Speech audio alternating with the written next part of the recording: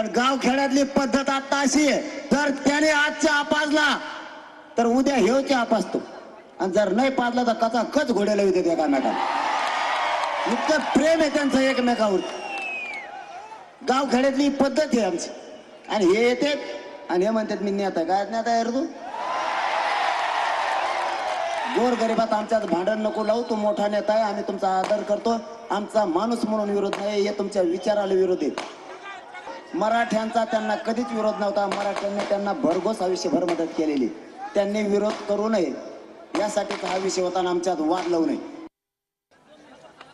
कुणी सांगितलं तुला कुठं नाही?